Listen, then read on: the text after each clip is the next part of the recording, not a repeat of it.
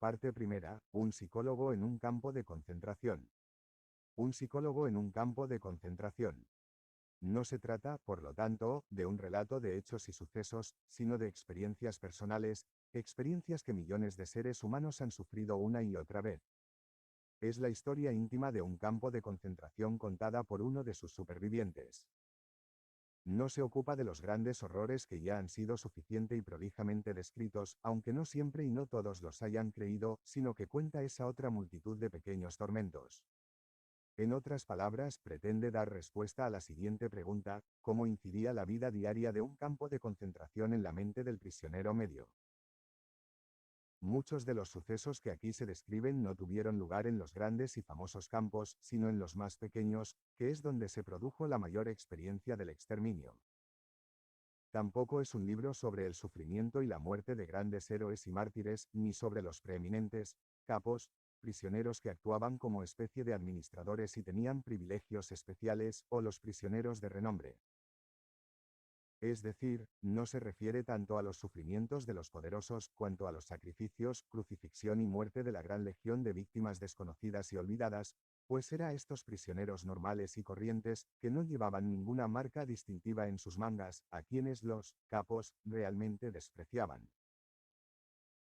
Mientras estos prisioneros comunes tenían muy poco o nada que llevarse a la boca, los capos no padecían nunca hambre. De hecho, muchos de estos capos lo pasaron mucho mejor en los campos que en toda su vida, y muy a menudo eran más duros con los prisioneros que los propios guardias, y les golpeaban con mayor crueldad que los hombres de las SS. Claro está que los capos se elegían de entre aquellos prisioneros cuyo carácter hacía suponer que serían los indicados para tales procedimientos, y si no cumplían con lo que se esperaba de ellos, inmediatamente se les degradaba. Pronto se fueron pareciendo tanto a los miembros de las SS y a los guardianes de los campos que se les podría juzgar desde una perspectiva psicológica similar. Selección activa y pasiva. Es muy fácil para el que no ha estado nunca en un campo de concentración hacerse una idea equivocada de la vida en él, idea en la que piedad y simpatía aparecen mezcladas, sobre todo al no conocer prácticamente nada de la dura lucha por la existencia que precisamente en los campos más pequeños se libraba entre los prisioneros, del combate inexorable por el pan de cada día y por la propia vida, por el bien de uno mismo y por la propia vida, por el bien de uno mismo y por el de un buen amigo. Pongamos como ejemplo las veces en que oficialmente se anunciaba que se iba a trasladar a unos cuantos prisioneros a un campo de concentración, pero no era muy difícil adivinar que el destino final de todos ellos sería sin duda la cámara de gas. Se seleccionaba a los más enfermos o agotados, incapaces de trabajar, y se les enviaba a alguno de los campos centrales equipados con cámaras de gas y crematorios. El proceso de selección era la señal para una abierta lucha entre los compañeros o entre un grupo contra otro. Lo único que importaba es que el nombre de uno o el del amigo fuera tachado de la lista de las víctimas, aunque todos sabían que por cada hombre que se salvaba se condenaba a otro. En cada traslado tenía que haber un número determinado de pasajeros, quien fuera no importaba tanto, puesto que cada uno de ellos no era más que un número y así era como constaban en las listas. Al entrar en el campo se les quitaban todos los documentos y objetos personales, al menos ese era el método seguido en Auschwitz. Por consiguiente, cada prisionero tenía la oportunidad de adoptar un nombre o una profesión falsos, y lo cierto es que por varias razones muchos lo hacían. A las autoridades lo único que les importaba eran los números de los prisioneros. Muchas veces estos números se tatuaban en la piel y, además, había que llevarlos cosidos en determinada parte de los pantalones, de la chaqueta o del abrigo. A ningún guardián que quisiera llevar una queja sobre un prisionero, casi siempre por pereza, se le hubiera ocurrido nunca preguntarle su nombre. No tenía más que echar una ojeada al número, y cómo temíamos esas miradas por las posibles consecuencias. Y anotarlo en su libreta. Volvamos al convoy a punto de partir. No había tiempo para consideraciones morales o éticas, ni tampoco el deseo de hacerlas. Un solo pensamiento animaba a los prisioneros: mantenerse con vida para volver con la familia que los esperaba en casa y salvar a sus amigos. Por consiguiente, no dudaban ni un momento en arreglar las cosas para que otro prisionero, otro número, ocupara su puesto en la expedición. De lo expuesto hasta ahora se desprende que el proceso para seleccionar a los capos era de tipo negativo. Para este trabajo se elegía únicamente a los más brutales, aunque había algunas felices excepciones. Además de la selección de los capos, que corría a cargo de las SS y que era de tipo activo, se daba una especie de proceso continuado de autoselección pasiva entre todos los prisioneros. Por lo general, solo se mantenían vivos aquellos prisioneros que tras varios años de dar tumbos de campo en campo, habían perdido todos sus escrúpulos en la lucha por la existencia, los que estaban dispuestos a recurrir a cualquier medio, fuera honrado o de otro tipo, incluidos la fuerza bruta, el robo, la traición o lo que fuera con tal de salvarse. Los que hemos vuelto de allí gracias a multitud de casualidades fortuitas o milagros, como cada cual prefiera llamarlos, lo sabemos bien, los mejores de entre nosotros no regresaron. El informe del prisionero N.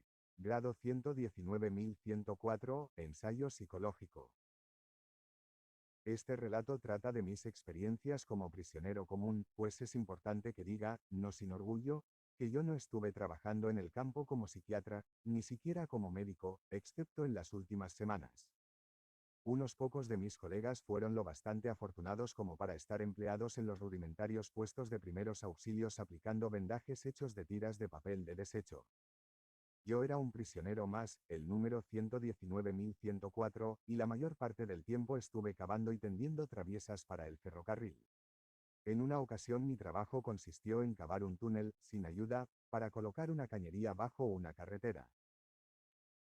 Este hecho no quedó sin recompensa, y así justamente antes de las Navidades de 1944 me encontré con el regalo de los llamados cupones de premio, de parte de la empresa constructora a la que prácticamente habíamos sido vendidos como esclavos. La empresa pagaba a las autoridades del campo un precio fijo por día y prisionero.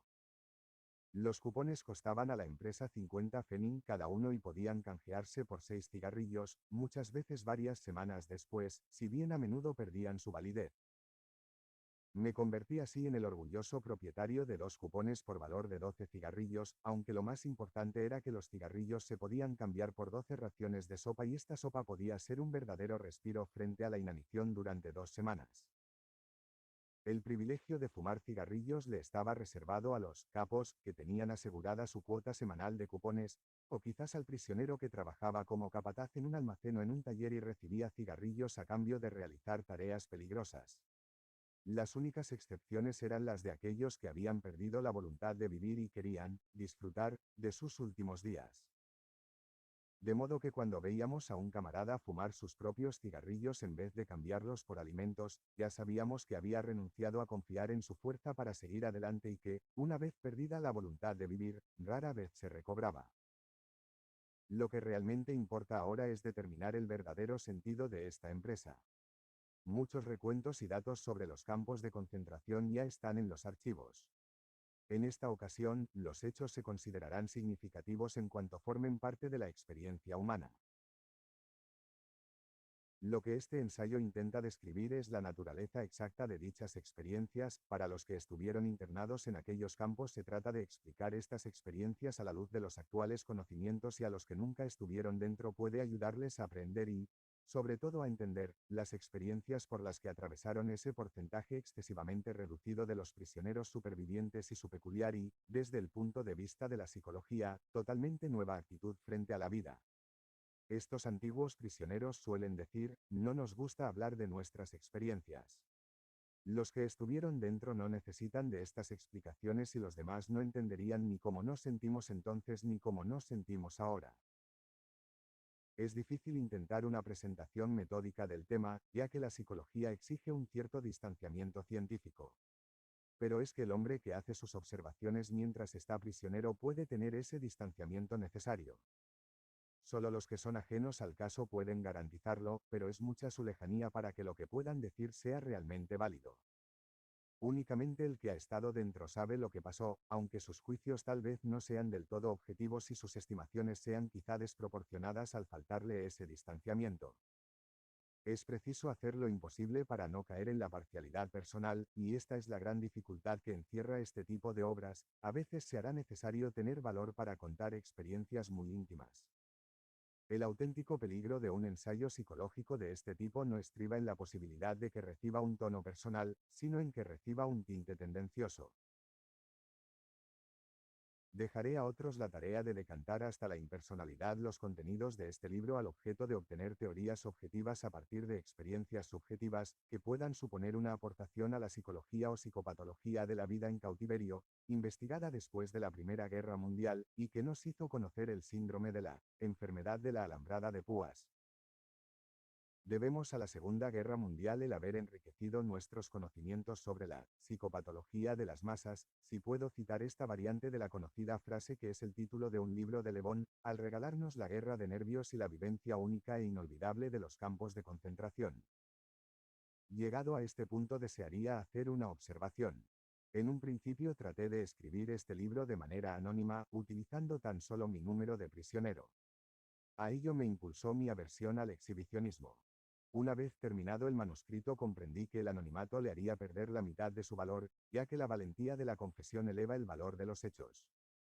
Decidí expresar mis convicciones con franqueza, y por esta razón me abstuve de suprimir algunos de los pasajes, venciendo incluso mi desagrado hacia el exhibicionismo. Primera fase: internamiento en el campo. Al examinar e intentar ordenar la gran cantidad de material recogido como resultado de las numerosas observaciones y experiencias de los prisioneros, cabe distinguir tres fases en las reacciones mentales de los internados en un campo de concentración: la fase que sigue a su internamiento, la fase de la auténtica vida en el campo y la fase siguiente a su liberación.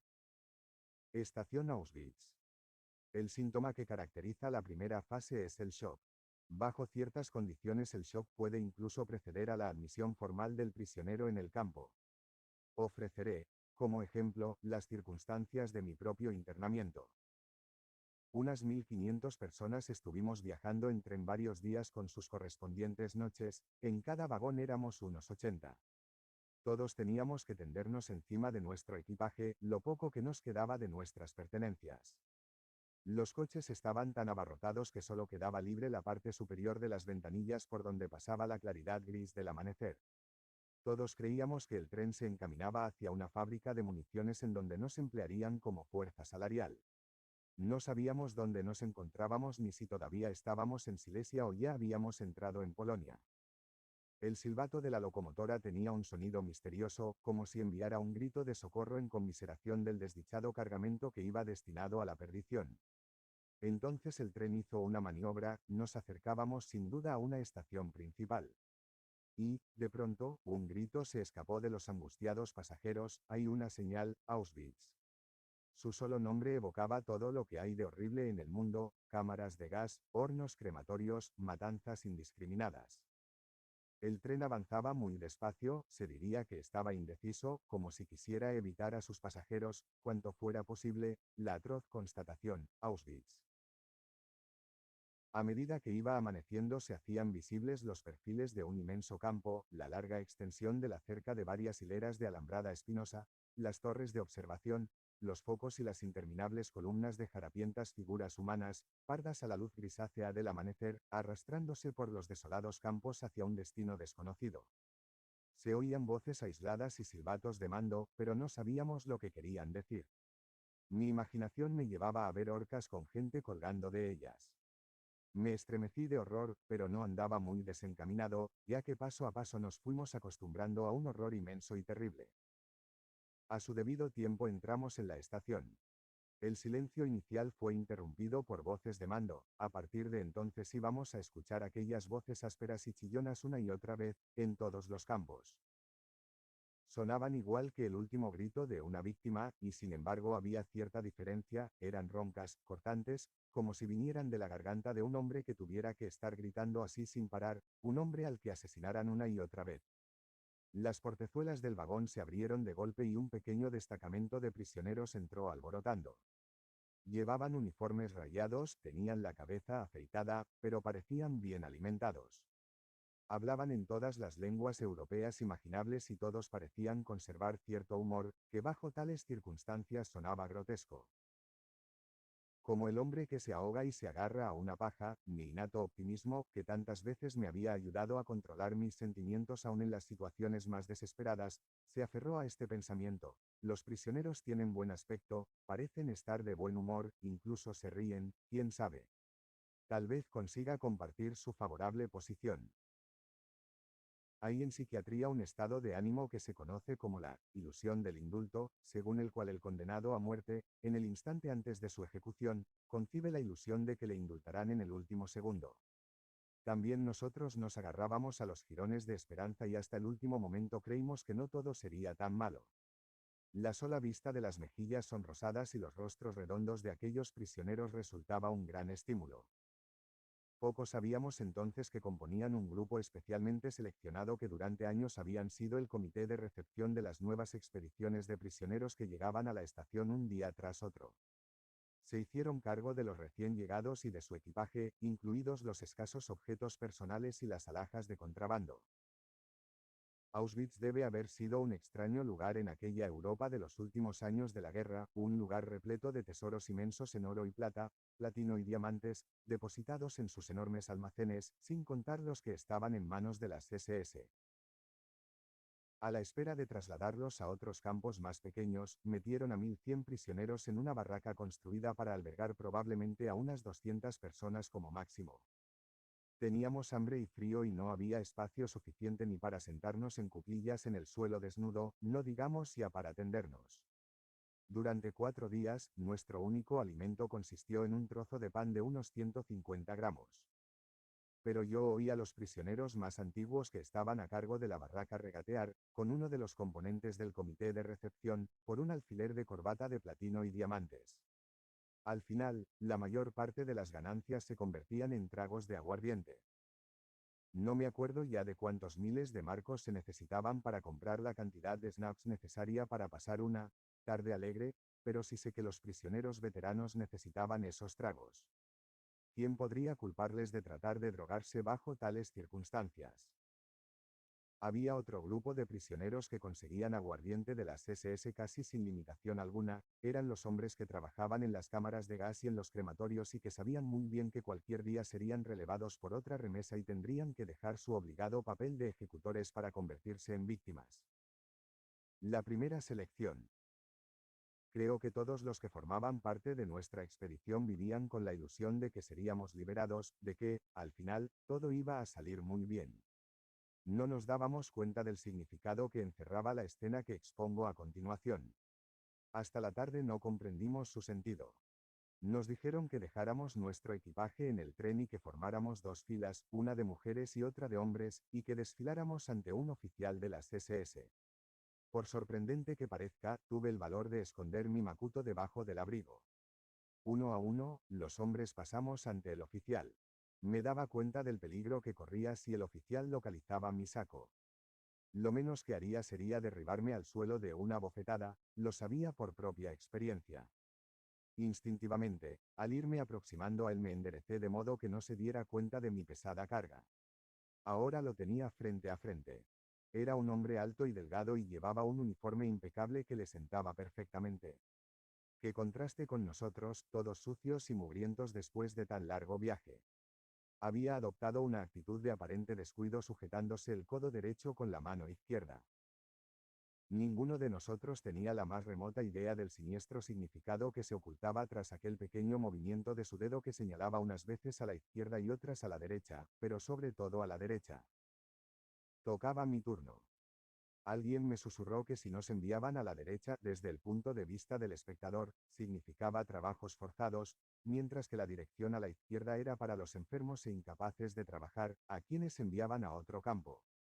No podía hacer otra cosa que dejar que las cosas siguieran su curso, como así sería a partir de entonces muchas veces más. El macuto me pesaba y me obligaba a ladearme hacia la izquierda, pero hice un esfuerzo para caminar erguido. El hombre de las SS me miró de arriba abajo y pareció dudar, después puso sus 2 manos sobre mis hombros. Intenté con todas mis fuerzas parecer distinguidos, me hizo girar hasta que quedé frente al lado derecho y seguí andando en aquella dirección. Por la tarde nos explicaron la significación del juego del dedo. Se trataba de la primera selección, el primer veredicto sobre nuestra existencia o no existencia. Para la gran mayoría de aquella expedición, cerca de un 90%, significó la muerte. La sentencia se ejecutó en las horas siguientes. Los que fueron enviados hacia la izquierda marcharon directamente desde la estación al crematorio. Dicho edificio, según me contó un prisionero que trabajaba allí, tenía escrito sobre sus puertas en varios idiomas europeos la palabra baño.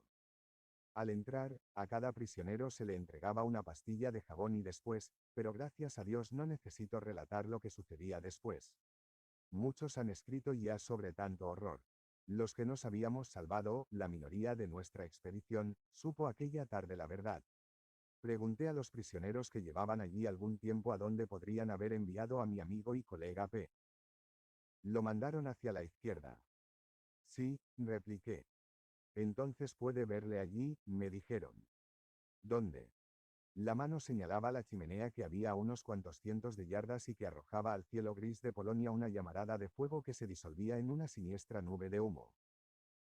Allí es donde está su amigo, elevándose hacia el cielo, fue su respuesta. Pero entonces todavía no comprendía lo que quería decir hasta que me revelaron la verdad con toda su crudeza. Pero me estoy adelantando al contar las cosas. Desde un punto de vista psicológico, teníamos un largo, muy largo, camino por delante desde que pusimos el pie en la estación hasta nuestra primera noche en el campo. Escoltados por los guardias de las SS que iban cargados con pesados fusiles, nos hicieron recorrer a paso ligero el camino que desde la estación atravesaba la alambrada electrificada y el campo, hasta llegar al pabellón de desinfección. Para aquellos de nosotros que habíamos pasado la primera selección, fue un auténtico baño. Una vez más se vio confirmada nuestra ilusión de salvarnos.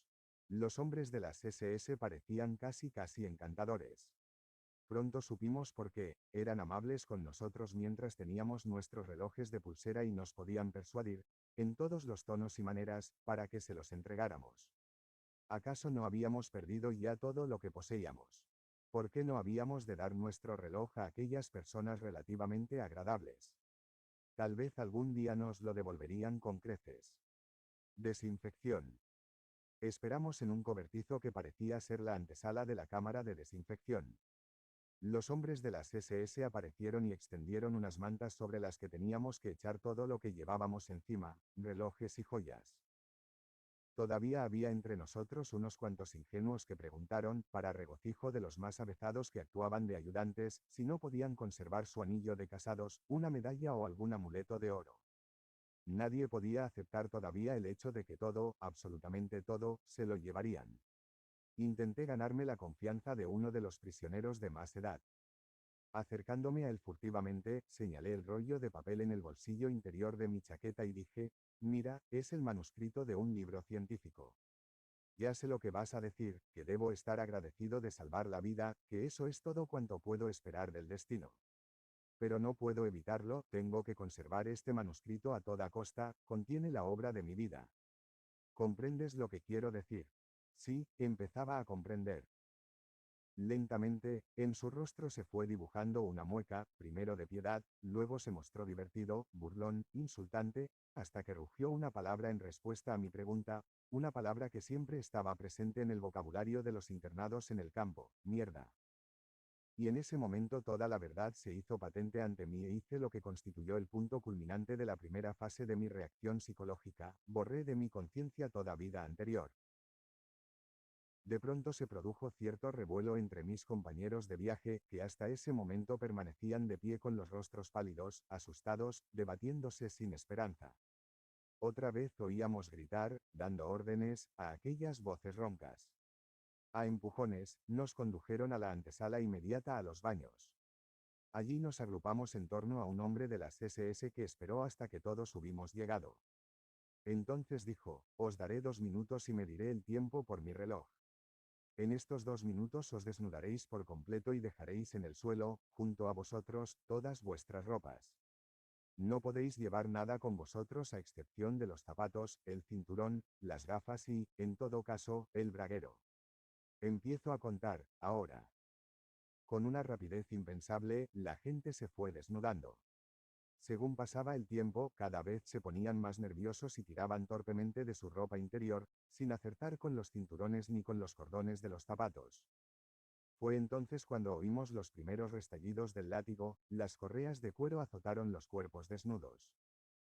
A continuación nos empujaron a otra habitación para afeitarnos, no se conformaron solamente con rasurar nuestras cabezas, sino que no dejaron ni un solo pelo en nuestros cuerpos.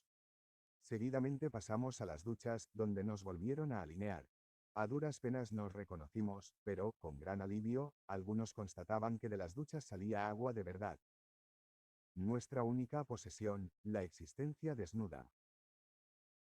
Mientras esperábamos a ducharnos, nuestra desnudez se nos hizo patente, nada teníamos y a salvo nuestros cuerpos mondos y lirondos, incluso sin pelo, literalmente hablando, lo único que poseíamos era nuestra existencia desnuda.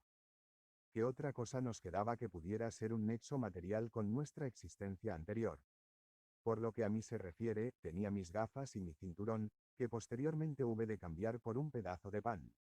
A los que tenían braguero les estaba reservada todavía una pequeña sorpresa más. Por la tarde, el prisionero veterano que estaba a cargo de nuestro barracón nos dio la bienvenida con un discursito en el que nos aseguró bajo su palabra de honor que, personalmente, colgaría de aquella viga, y señaló hacia ella, a cualquiera que hubiera cosido dinero o piedras preciosas a su braguero. Y orgullosamente explicó que, como veterano que era, las leyes del campo le daban derecho a hacerlo. Con los zapatos hubo también sus más y sus menos. Aunque se suponía que los conservaríamos, los que poseían un par medio decente tuvieron que entregarlos y, a cambio, les dieron otros zapatos que no les servían. Pero los que estaban en verdadera dificultad eran los prisioneros que habían seguido el consejo aparentemente bien intencionado que les dieron, en la antesala, los prisioneros veteranos y habían cortado las botas altas y untado después jabón en los bordes para ocultar el sabotaje. Los hombres de las SS parecían estar esperándolo. Todos los sospechosos de tal delito pasaron a una pequeña habitación contigua. Al cabo de un rato volvimos a oír los azotes del látigo y los gritos de los hombres torturados. Esta vez el castigo duró bastante tiempo. Las primeras reacciones. Las ilusiones que algunos de nosotros conservábamos todavía las fuimos perdiendo una a una, entonces, casi inesperadamente, muchos de nosotros nos sentimos embargados por un humor macabro. Supimos que nada teníamos que perder como no fueran nuestras vidas tan ridículamente desnudas. Cuando las duchas empezaron a correr, hicimos de tripas corazón e intentamos bromear sobre nosotros mismos y entre nosotros. Después de todo, sobre nuestras espaldas caía agua de verdad. Aparte de aquella extraña clase de humor, otra sensación se apoderó de nosotros, la curiosidad. Yo había experimentado ya antes este tipo de curiosidad como reacción fundamental ante ciertas circunstancias extrañas. Cuando en una ocasión estuve a punto de perder la vida en un accidente de montañismo, en el momento crítico, durante segundos, o tal vez milésimas de segundo, solo tuve una sensación, curiosidad sobre si saldría con vida o con el cráneo fracturado o cualquier otro percance. Una fría curiosidad era lo que predominaba incluso en Auschwitz, algo que separaba la mente de todo lo que la rodeaba y la obligaba a contemplarlo todo con una especie de objetividad. Al llegar a este punto, cultivábamos este estado de ánimo como medida de protección. Estábamos ansiosos por saber lo que sucedería a continuación y qué consecuencias nos traería, por ejemplo, estar de pie a la intemperie, en el frío de finales de otoño, completamente desnudos y todavía mojados por el agua de la ducha. A los pocos días nuestra curiosidad se tornó en sorpresa, la sorpresa de ver que no nos habíamos resfriado. A los recién llegados nos estaban reservadas todavía muchas sorpresas de este tipo. Los médicos que había en nuestro grupo fuimos los primeros en aprender que los libros de texto mienten. En alguna parte se ha dicho que si no duerme un determinado número de horas, el hombre no puede vivir. Mentira. Yo había vivido convencido de que existían unas cuantas cosas que sencillamente no podía hacer, no podía dormir sin esto, o no podía vivir sin aquello. La primera noche en Auschwitz dormimos en literas de 3 pisos. En cada litera, que medía aproximadamente 2 de octubre 2,5 metros, dormían 9 hombres, directamente sobre los tablones. Para cada 9 había 2 mantas.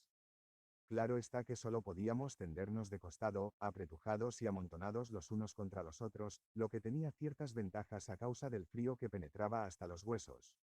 Aunque estaba prohibido subir los zapatos a las literas, algunos los utilizaban como almohadas a pesar de estar cubiertos de lodo. Si no, la cabeza de uno tenía que descansar en el pliegue de un brazo casi dislocado.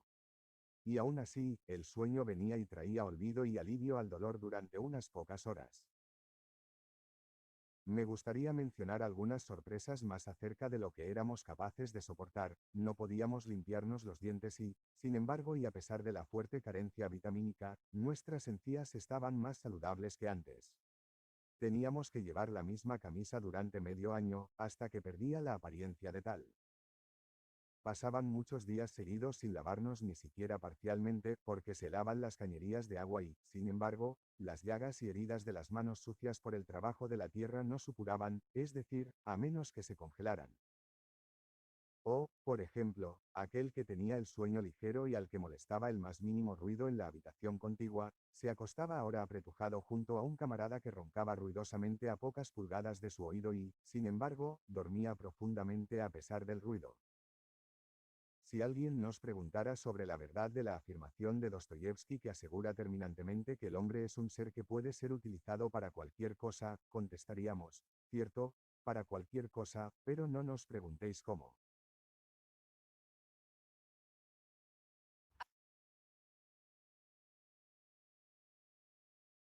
Lanzarse contra la alambrada. Nuestro ensayo psicológico no nos ha llevado tan lejos todavía, ni tampoco nosotros los prisioneros estábamos entonces en condiciones de saberlo. Aún nos hallábamos en la primera fase de nuestras reacciones psicológicas. Lo desesperado de la situación, la amenaza de la muerte que día tras día, hora tras hora, minuto tras minuto se cernía sobre nosotros, la proximidad de la muerte de otros, la mayoría, hacía que casi todos, aunque fuera por breve tiempo, abrigasen el pensamiento de suicidarse. Fruto de las convicciones personales que más tarde mencionaré, la primera noche que pasé en el campo me hice a mí mismo la promesa de que no, me lanzaría contra la alambrada. Esta era la frase que se utilizaba en el campo para describir el método de suicidio más popular, tocar la cerca de alambre electrificada. Esta decisión negativa de no lanzarse contra la alambrada no era difícil de tomar en Auschwitz. Ni tampoco tenía objeto alguno el suicidarse, ya que para el término medio de los prisioneros, las expectativas de vida, consideradas objetivamente y aplicando el cálculo de probabilidades, eran muy escasas. Ninguno de nosotros podía tener la seguridad de aspirar a encontrarse en el pequeño porcentaje de hombres que sobrevivirían a todas las selecciones. En la primera fase del shock, el prisionero de Auschwitz no temía la muerte. Pasados los primeros días, incluso las cámaras de gas perdían para el todo su horror, al fin y al cabo, le ahorraban el acto de suicidarse. Compañeros a quienes he encontrado más tarde me han asegurado que yo no fui uno de los más deprimidos tras el shock del internamiento. Recuerdo que me limité a sonreír y, muy sinceramente, cuando ocurrió este episodio la mañana siguiente a nuestra primera noche en Auschwitz. A pesar de las órdenes estrictas de no salir de nuestros barracones, un colega que había llegado a Auschwitz unas semanas antes se coló en el nuestro. Quería calmarnos y tranquilizarnos y nos contó algunas cosas. Había adelgazado tanto que, al principio, no le reconocí. Con un tinte de buen humor y una actitud despreocupada nos dio unos cuantos consejos apresurados. No tengáis miedo. No temáis las elecciones. El doctor M., jefe sanitario de las SS, tiene cierta debilidad por los médicos. Esto era falso. Las amables palabras de mi amigo no correspondían a la verdad. Un prisionero de unos 60 años, médico de un bloque de barracones, me contó que había suplicado al doctor M para que liberara a su hijo que había sido destinado a la cámara de gas. El doctor M rehusó fríamente ayudarle. Pero una cosa os suplico, continuó, que os afeitéis a diario, completamente si podéis, aunque tengáis que utilizar un trozo de vidrio para ello. Aunque tengáis que desprenderos del último pedazo de pan. Pareceréis más jóvenes y los arañazos harán que vuestras mejillas parezcan más lozanas. Si queréis manteneros vivos solo hay un medio, aplicaros a vuestro trabajo. Si alguna vez cojeáis, si, por ejemplo, tenéis una pequeña ampolla en el talón, y un SS lo ve, os apartará a un lado y al día siguiente podéis asegurar que os mandará a la cámara de gas. ¿Sabéis a quién llamamos aquí un musulmán? Al que tiene un aspecto miserable, por dentro y por fuera, enfermo y demacrado y es incapaz de realizar trabajos duros por más tiempo, ese es un musulmán. Más pronto o más tarde, por regla general más pronto, el musulmán acaba en la cámara de gas. Así que recordad, debéis afeitaros, andar derechos, caminar con gracia, y no tendréis por qué temer al gas. Todos los que estáis aquí, aun cuando solo haga 24 horas, no tenéis que temer al gas, excepto quizás tú. Y entonces señalando hacia mí, dijo, espero que no te importe que hable con franqueza. Y repitió a los demás, de todos vosotros él es el único que debe temer la próxima selección. Así que no os preocupéis. Y yo sonreí. Ahora estoy convencido de que cualquiera en mi lugar hubiera hecho lo mismo aquel día. Fue Lessing quien dijo en una ocasión, hay cosas que deben haceros perder la razón, o entonces es que no tenéis ninguna razón que perder. Ante una situación anormal, la reacción anormal constituye una conducta normal. Aún nosotros, los psiquiatras, esperamos que los recursos de un hombre ante una situación anormal, como la de estar internado en un asilo, sean anormales en proporción a su grado de normalidad. La reacción de un hombre tras su internamiento en un campo de concentración representa igualmente un estado de ánimo anormal, pero juzgada objetivamente es normal y, como más tarde demostraré, una reacción típica dadas las circunstancias. Segunda fase, la vida en el campo. Apatía. Las reacciones descritas empezaron a cambiar a los pocos días. El prisionero pasaba de la primera a la segunda fase, una fase de apatía relativa en la que llegaba a una especie de muerte emocional. Aparte de las emociones ya descritas, el prisionero recién llegado experimentaba las torturas de otras emociones más dolorosas, todas las cuales intentaba amortiguar. La primera de todas era la añoranza sin límites de su casa y de su familia. A veces era tan aguda que simplemente se consumía de nostalgia. Seguía después la repugnancia que le producía toda la fealdad que le rodeaba, incluso en las formas externas más simples. A muchos de los prisioneros se les entregaba un uniforme andrajoso que, por comparación, hubiera hecho parecer elegante a un espantapájaros. Entre los barracones del campo no había nada más que barro y cuanto más se trabajaba para eliminarlo más se hundía uno en él. Una de las prácticas favoritas consistía en destacar a un recién llegado en el grupo encargado de limpiar las letrinas y retirar los excrementos. Sí, como solía suceder, parte de estos le salpicaba la cara al trasladarlos entre los desniveles del campo, cualquier signo de asco por parte del prisionero o la intención de quitarse la porquería de la cara merecía cuando menos un latigazo por parte del capo, indignado ante la delicadeza del prisionero. De esta forma se aceleraba la mortificación ante las reacciones normales. Al principio, el prisionero volvía la cabeza ante las marchas de castigo de otros grupos, no podía soportar la contemplación de sus compañeros siendo arriba y abajo durante horas, hundidos en el fango, acompañadas las órdenes de golpes. Unos días o unas semanas después, las cosas cambiaban.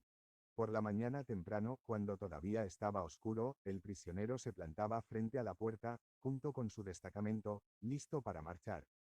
Oía un grito y veía tirar a golpes al suelo a un camarada, se volvía a poner de pie y nuevamente le volvían a derribar al suelo. Y todo porque tenía fiebre, pero se había presentado a la enfermería en un momento inoportuno. Le castigaban por tratar de zafarse de sus deberes de esta forma irregular. El prisionero que se encontraba ya en la segunda fase de sus reacciones psicológicas no apartaba la vista. Al llegar a ese punto, sus sentimientos se habían embotado y contemplaba impasible tales escenas.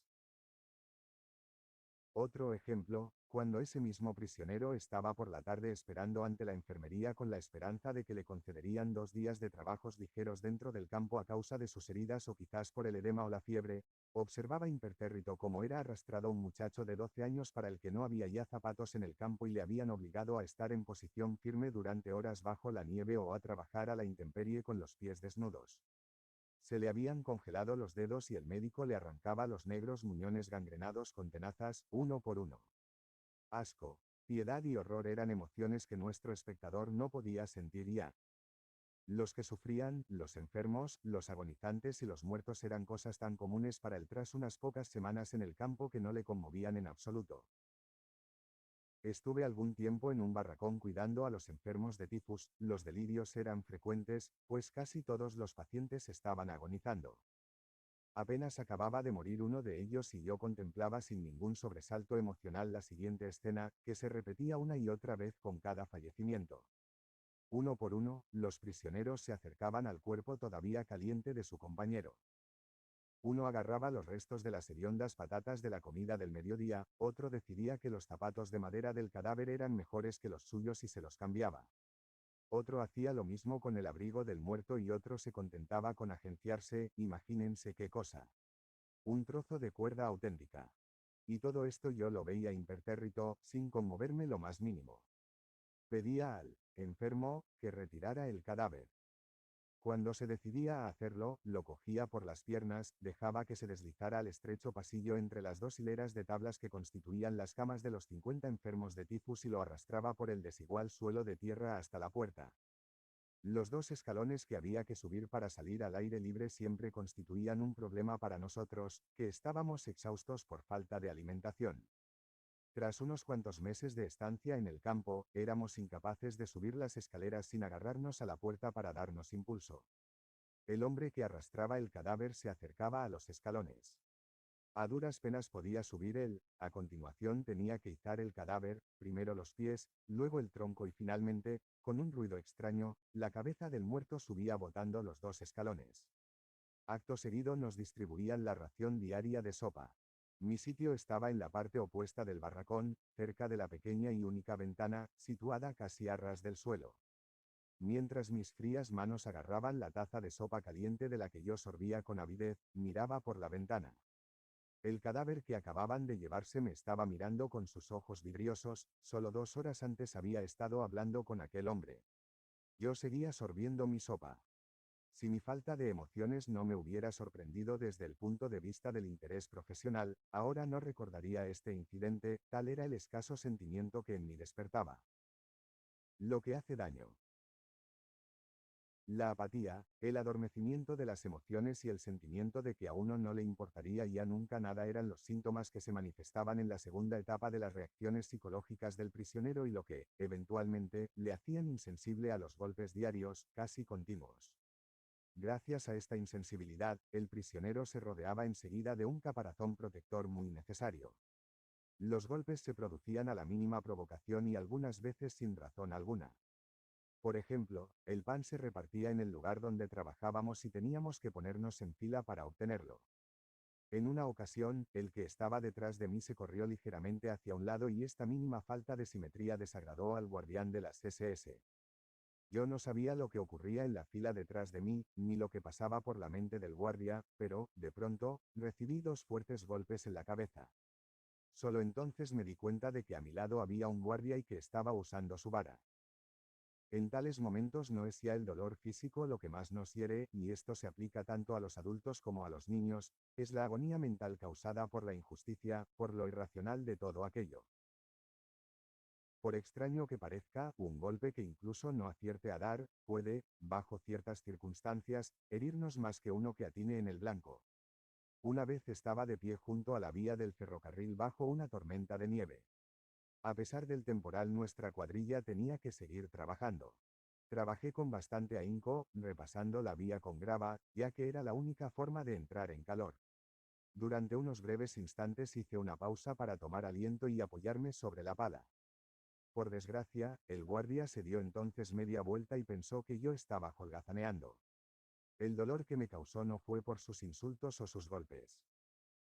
El guardia decidió que no valía la pena gastar su tiempo en decir ni una palabra, ni lanzar un juramento contra aquel cuerpo andrajoso y demacrado que tenía delante de él y que, probablemente, apenas le recordaba al de una figura humana.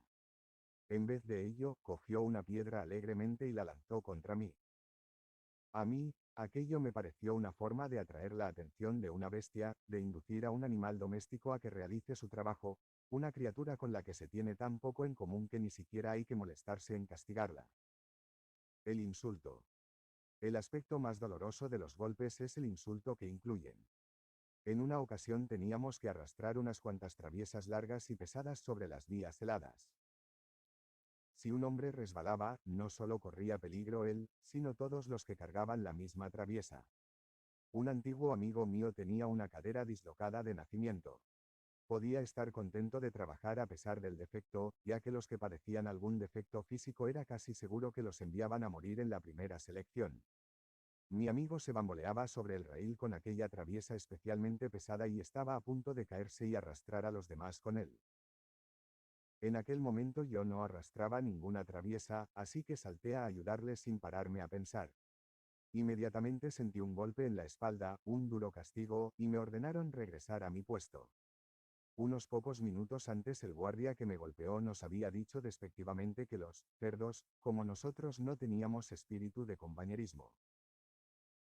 En otra ocasión y a una temperatura de menos de 20 grados centígrados empezamos a cavar el suelo del bosque, que estaba helado, para tender unas cañerías.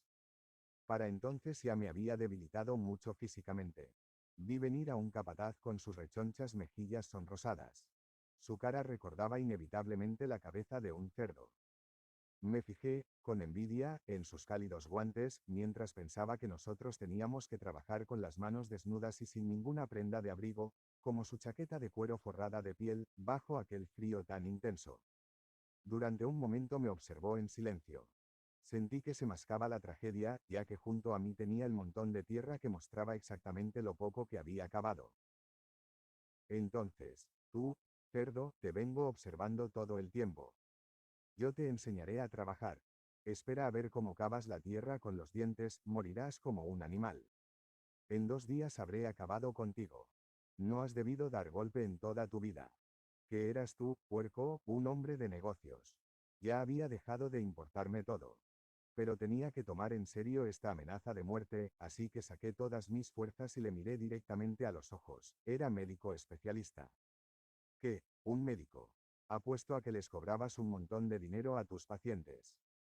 La verdad es que la mayor parte de mi trabajo lo hacía sin cobrar nada, en las clínicas para pobres. Al llegar aquí, comprendí que había dicho demasiado. Se arrojó sobre mí y me derribó al suelo gritando como un energúmeno. No puedo recordar lo que gritaba. Afortunadamente el capo de mi cuadrilla se sentía obligado hacia mí, sentía hacia mí cierta simpatía porque yo escuchaba sus historias de amor y sus dificultades matrimoniales, que me contaba en las largas caminatas a nuestro lugar de trabajo. Le había causado cierta impresión con mi diagnosis sobre su carácter y mi consejo psicoterapéutico. A partir de este momento me estaba agradecido y ello me fue de mucho valor. En ocasiones anteriores me había reservado un puesto junto a él en las 5 primeras hileras de nuestro destacamento, que normalmente componían 280 hombres. Era un favor muy importante. Teníamos que alinearnos por la mañana muy temprano cuando todavía estaba oscuro. Todo el mundo tenía miedo de llegar tarde y tener que quedarse en las hileras de la cola. Si se necesitaban hombres para hacer un trabajo desagradable, el jefe de los capo solía reclutar a los hombres que necesitaba de entre los de las últimas filas. Estos hombres tenían que marchar lejos a otro tipo de trabajo, especialmente temido, a las órdenes de guardias desconocidos. De vez en cuando, el capo elegía a los hombres de las primeras 5 filas para sorprender a los que se pasaban de listos. Todas las protestas y súplicas eran silenciadas con unos cuantos puntapiés que daban en el blanco y las víctimas de su elección eran llevadas al lugar de reunión a base de gritos y golpes. Ahora bien, mientras duraron las confesiones de mi capo, nunca me sucedió eso a mí. Tenía garantizado un puesto de honor junto a él, lo que comportaba además otra ventaja. Como casi todos los que estaban internados en el campo, yo padecía edema de hambre. Mis piernas estaban tan hinchadas y la piel tan tirante que apenas podía doblar las rodillas. No podía atarme los zapatos si quería que cupieran en ellos mis pies hinchados. No hubiera quedado espacio para los calcetines aun cuando los hubiera tenido. Mis pies parcialmente desnudos estaban siempre mojados y los zapatos llenos de nieve. Ello me producía, naturalmente, congelaciones y sabañones. Cada paso que daba constituía una verdadera tortura. Durante las largas marchas sobre los campos nevados se formaban en nuestros zapatos carámbanos de hielo. Una y otra vez los hombres resbalaban y los que les seguían tropezaban y caían encima de ellos. Entonces la columna se detenía unos momentos, no demasiados. Pronto entraba en acción uno de los guardias y golpeaba a los hombres con la culata de su rifle, haciendo que se levantaran rápidamente. Cuanto más adelantado se estuviera en la columna, menos probabilidades tenías de detenerte y de tener que recuperar después la distancia perdida corriendo con los pies doloridos. Qué agradecido debía sentirme por haber sido designado médico personal de su señoría el capo, y por marchar en cabeza a un paso regular. Como pago adicional a mis servicios, yo podía estar seguro de que mientras en nuestro lugar de trabajo se repartiera un plato de sopa a la hora de comer, cuando llegara mi turno, él metería el cacillo hasta el fondo del perol para pescar unas pocas habichuelas. Este mismo capo, que anteriormente había sido oficial del ejército, se había atrevido a musitar al capataz, aquel que se había irritado conmigo, que me consideraba un trabajador excepcionalmente bueno. No es que esto me ayudara mucho, pero sí sirvió para salvarme la vida, una de las muchas veces que se salvaría. Al día siguiente del episodio con el capataz, el capo me metió de contrabando en otra cuadrilla de trabajo. Con este suceso, aparentemente trivial, quiero mostrar que hay momentos en que la indignación puede surgir incluso en un prisionero aparentemente endurecido, indignación no causada por la crueldad o el dolor, sino por el insulto al que va unido. Aquella vez, la sangre se me agolpó en la cabeza por verme obligado a escuchar a un hombre que juzgaba mi vida sin tener la más remota idea de cómo era yo, un hombre, debo confesarlo. La observación que expongo seguidamente la hice a mis compañeros de prisión tras la escena, lo que me produjo un cierto alivio infantil, que parecía tan vulgar y tan brutal que la enfermera de la sala de espera de nuestro hospital ni siquiera le hubiera permitido pasar. Había también capataces que se preocupaban por nosotros y hacían cuanto podían por aliviar nuestra situación, cuando menos al pie de obra. Pero aún así no cesaban de recordarnos que un trabajador normal hacía 7 veces nuestro trabajo y en menos tiempo. Entendían, sin embargo, nuestras razones cuando arguíamos que ningún trabajador normal y corriente vivía con 300 gramos de pan teóricamente, pero en la práctica recibíamos menos, y un litro de sopa aguada al día, que un obrero normal no vivía bajo la presión mental a la que nos veíamos sometidos, sin noticias de nuestros familiares que, o bien habían sido enviados a otro campo o habían muerto en las cámaras de gas, que un trabajador normal no vivía amenazado de muerte continuamente, todos los días y a todas horas. Una vez incluso me permití decirle a un capataz amablemente, si usted aprendiera de mí a operar el cerebro con tanta rapidez como yo estoy aprendiendo de usted a hacer carreteras, sentiría un gran respeto por usted. Y él hizo una mueca. La apatía, el principal síntoma de la segunda fase, era un mecanismo necesario de autodefensa. La realidad se desdibujaba y todos nuestros esfuerzos y todas nuestras emociones se centraban en una tarea, la conservación de nuestras vidas y la de otros compañeros. Era típico oír a los prisioneros, cuando al atardecer los conducían como rebaños de vuelta al campo desde sus lugares de trabajo, respirar con alivio y decir, bueno, ya pasó el día. Los sueños de los prisioneros. Fácilmente se comprende que un estado tal de tensión junto con la constante necesidad de concentrarse en la tarea de estar vivos, forzaba la vida íntima del prisionero a descender a un nivel primitivo. Algunos de mis colegas del campo, que habían estudiado psicoanálisis, solían hablar de la regresión del internado en el campo, una retirada a una forma más primitiva de vida mental. Sus apetencias y deseos se hacían obvios en sus sueños. Pero, ¿con qué soñaban los prisioneros? Con pan, pasteles, cigarrillos y baños de agua templada. El no tener satisfechos esos simples deseos les empujaba a buscar en los sueños su cumplimiento. Si estos sueños eran o no beneficiosos ya es otra cuestión, el soñador tenía que despertar de ellos y ponerse en la realidad de la vida en el campo y del terrible contraste entre esta y sus ilusiones. Nunca olvidaré una noche en la que me despertaron los gemidos de un prisionero amigo, que se agitaba en sueños, obviamente víctima de una horrible pesadilla. Dado que desde siempre me he sentido especialmente dolorido por las personas que padecen pesadillas angustiosas, quise despertar al pobre hombre. Y de pronto retiré la mano que estaba a punto de sacudirle, asustado de lo que iba a hacer. Comprendí enseguida de una forma vivida, que ningún sueño, por horrible que fuera, podía ser tan malo como la realidad del campo que nos rodeaba y a la que estaba a punto de devolverle. El hambre. Debido al alto grado de desnutrición que los prisioneros sufrían, era natural que el deseo de procurarse alimentos fuera el instinto más primitivo en torno al cual se centraba la vida mental. Observemos a la mayoría de los prisioneros que trabajan uno junto a otro y a quienes, por una vez, no vigilan de cerca. Inmediatamente empiezan a hablar sobre la comida. Un prisionero le pregunta al que trabaja junto a él en la zanja cuál es su plato preferido. Intercambiarán recetas y planearán un menú para el día en que se reúnan, el día de un futuro distante en que sean liberados y regresen a casa. Y así seguirán y seguirán, describiendo con todo detalle, hasta que de pronto una advertencia se irá transmitiendo, normalmente en forma de consigna o número de contraseña. El guardia se acerca. Siempre consideré las charlas sobre comida muy peligrosas.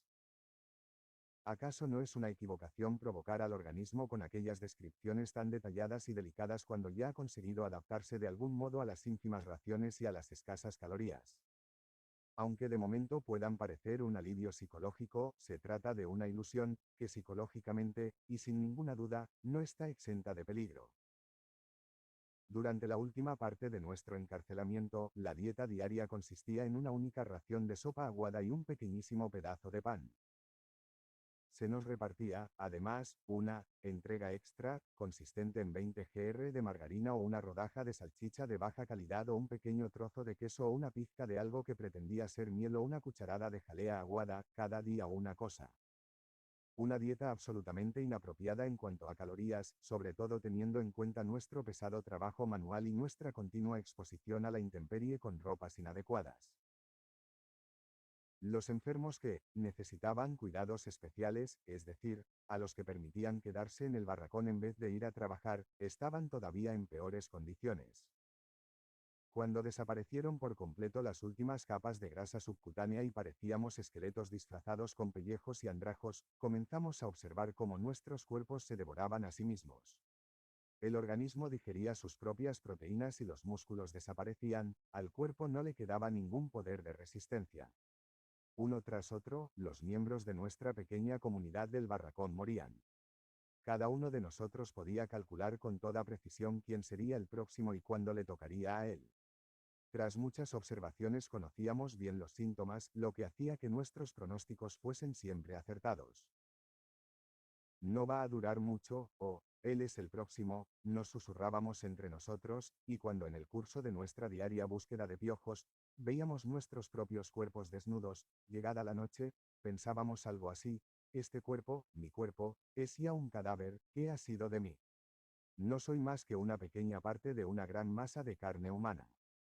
De una masa encerrada tras la alambrada de espinas, agolpada en unos cuantos barracones de tierra. Una masa de la cual día tras día va descomponiéndose un porcentaje porque ya no tiene vida. Ya he mencionado hasta qué punto no se podían olvidar los pensamientos sobre platos favoritos que se introducían a la fuerza en la conciencia del prisionero, en cuanto tenía un instante de asueto. Tal vez pueda entenderse, pues, que aún el más fuerte de nosotros soñara con un futuro en el que tendría buenos alimentos y en cantidad, no por el hecho de la comida en sí, sino por el gusto de saber que la existencia infrahumana que nos hacía incapaces de pensar en otra cosa que no fuera comida se acabaría por fin de una vez. Los que no hayan pasado por una experiencia similar difícilmente pueden concebir el conflicto mental destructor del alma ni los conflictos de la fuerza de voluntad que experimenta un hombre hambriento. Difícilmente pueden aprehender lo que significa permanecer de pie cavando una trinchera, sin oír otra cosa que la sirena anunciando las 9:30 o las 10 de la mañana, la media hora de descanso para almorzar cuando se repartía el pan, si es que lo había, preguntando una y otra vez al capitán, si este no era un tipo excesivamente desagradable, ¿qué hora era? Tocar después con cariño un trozo de pan en el bolsillo, cogiéndolo primero con los dedos helados, sin guantes, partiendo después una migaja. Llevársela a la boca para, finalmente, con un último esfuerzo de voluntad, guardársela otra vez en el bolsillo, prometiéndose a uno mismo aquella mañana que lo conservaría hasta mediodía. Podíamos sostener discusiones inacabables sobre la sensatez o insensatez de los métodos utilizados para conservar la ración diaria de pan que durante la última época de nuestro confinamiento solo se nos entregaba una vez al día. Había dos escuelas de pensamiento, una era partidaria de comerse la ración de pan inmediatamente. Esto tenía la doble ventaja de satisfacer los peores retortijones del hambre, los más dolorosos, durante un breve período de tiempo, al menos una vez al día, e impedía posibles robos o la pérdida de la ración. El segundo grupo sostenía que era mejor dividir la porción y utilizaba diversos argumentos. Finalmente yo engrosé las filas de este último grupo. El momento más terrible de las 24 horas de la vida en un campo de concentración era el despertar, cuando, todavía de noche, los tres agudos pitidos de un silbato nos arrancaban sin piedad de nuestro dormir exhausto y de las añoranzas de nuestros sueños. Empezábamos entonces a luchar con nuestros zapatos mojados en los que a duras penas podíamos meter los pies, llagados e hinchados por el edema. Y entonces venían los lamentos y quejidos de costumbre por los pequeños fastidios, tales como enganchar los alambres que reemplazaban a los cordones. Una mañana vi a un prisionero, al que tenía por valiente y digno, llorar como un crío porque tenía que ir por los caminos nevados con los pies desnudos, al haberse encogido sus zapatos demasiado como para poderlos llevar. En aquellos fatales minutos yo gozaba de un mínimo alivio, me sacaba del bolsillo un trozo de pan que había guardado la noche anterior y lo masticaba absorto en un puro deleite. Sexualidad. La desnutrición, además de ser causa de la preocupación general por la comida, probablemente explica también el hecho de que el deseo sexual brillara por su ausencia. Aparte de los efectos del shock inicial, esta parece ser la única explicación del fenómeno que un psicólogo se veía obligado a observar en aquellos campos solo de hombres, que, en oposición a otros establecimientos estrictamente masculinos, como los barracones del ejército, la perversión sexual era mínima. Incluso en sueños, el prisionero se ocupaba muy poco del sexo, aun cuando según el psicoanálisis, los instintos inhibidos, es decir, el deseo sexual del prisionero junto con otras emociones deberían manifestarse de forma muy especial en los sueños. Ausencia